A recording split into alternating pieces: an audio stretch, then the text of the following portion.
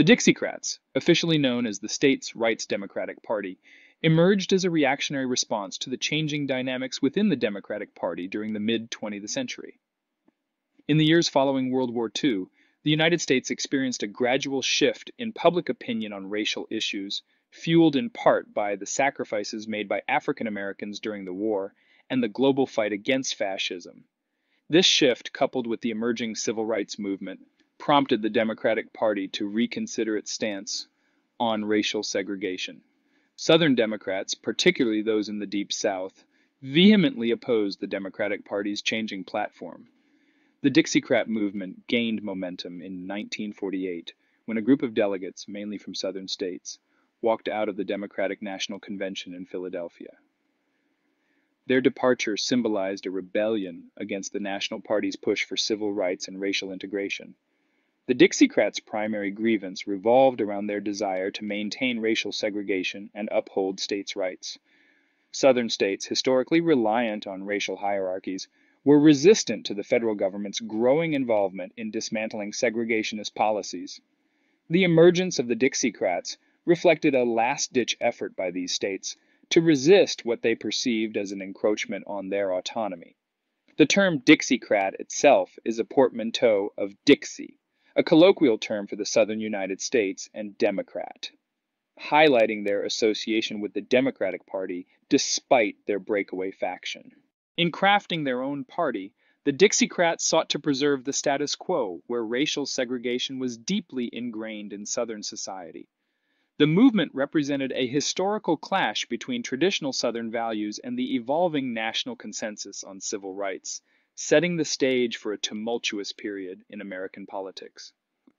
This period of tension and rebellion within the Democratic Party would have far-reaching consequences, shaping not only the political landscape of the time, but also influencing the trajectory of the civil rights movement and the future of party politics in the United States. The Dixiecrats' rebellion marked a pivotal moment in American history, encapsulating the struggles and conflicts that defined the nation's journey towards a more inclusive and equitable society. The Dixiecrats were propelled by charismatic and influential leaders who played pivotal roles in articulating the movement's ideology and mobilizing support within the Southern states. Two figures stood out prominently in the leadership of the Dixiecrat rebellion: Governor Strom Thurmond of South Carolina and Senator James Eastland of Mississippi. Governor Strom Thurmond, a seasoned politician with a strong Southern conservative background, emerged as the face of the Dixiecrat movement. Thurmond had previously served as the governor of South Carolina and was known for his staunch segregationist views. His decision to run as the Dixiecrat candidate in the 1948 presidential election solidified his role as a leader of the movement. Thurmond's leadership was characterized by his articulate defense of states' rights and his unwavering commitment to preserving racial segregation. In his presidential campaign, Thurmond's rhetoric emphasized the threat of federal intervention in Southern affairs, portraying the Dixiecrats as defenders of Southern tradition against what they perceived as an encroaching federal government. Another influential figure in the Dixiecrat leadership was Senator James Eastland of Mississippi. Eastland was a staunch segregationist and a powerful political figure in the South. As a key architect of the Southern Manifesto, a document signed by Southern members of Congress in opposition to racial integration, Eastland played a significant role in shaping the ideology of the Dixiecrat movement. Eastland's influence extended beyond the political realm. He was deeply entrenched in Southern society and had connections with powerful plantation owners and business leaders. His involvement in the Dixiecrat movement reflected the alignment of political, social, and economic interests that fueled resistance to desegregation. Together, Thurmond and Eastland symbolized the unity and determination of Southern leaders in their stand against the National Democratic Party's evolving stance on civil rights. Their leadership provided the Dixiecrats with a coherent platform and a charismatic presence that resonated with those who resisted the changing tide of racial politics in the South. It's essential to understand the role of these key leaders in the Dixiecrat movement to comprehend the depth of the ideological and political divisions that shaped the American political landscape during this tumultuous period. The Dixiecrats' influence, largely channeled through figures like Thurmond and Eastland, left a lasting impact on Southern politics and contributed to the transformation of the broader national political scene. The Dixiecrats' platform and ideology were deeply rooted in their opposition to the Democratic Party's changing stance on civil rights and their commitment to preserving racial segregation in the southern United States. The following key elements characterize the platform and ideology of the Dixiecrats: segregation and racial hierarchy. The cornerstone of the Dixiecrats' platform was the preservation of racial segregation. At the heart of this ideology was the belief in the superiority of the white race and the conviction that maintaining a segregated society was essential for preserving social order. Dixiecrats rejected the idea of racial equality and vehemently opposed any attempts to desegregate schools, public spaces, and other institutions. States' rights.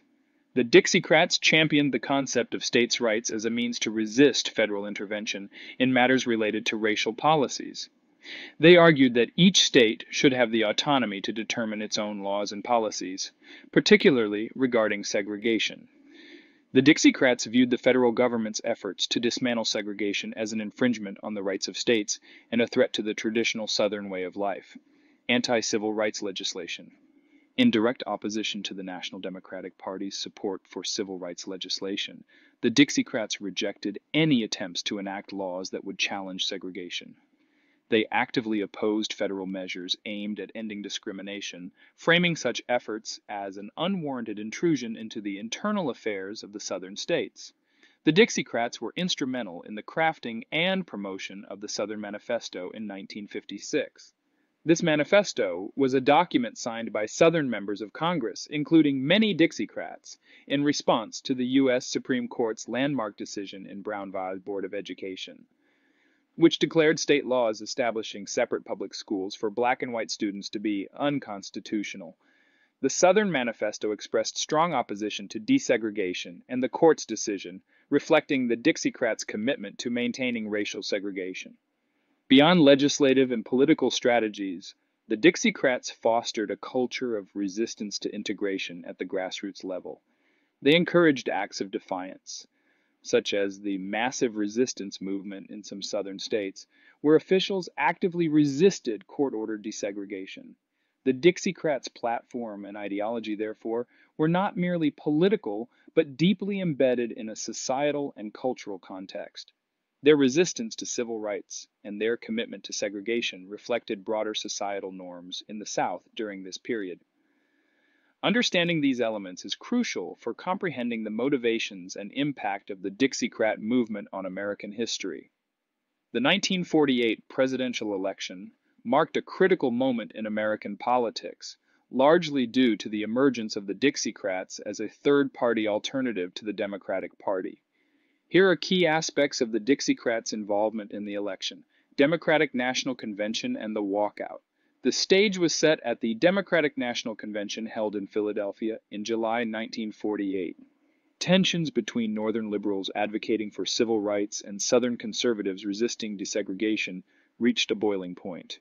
In response to the Democratic Party's adoption of a civil rights platform, a group of Southern delegates, predominantly from states like Alabama, Mississippi, Louisiana, and South Carolina, walked out of the convention in protest.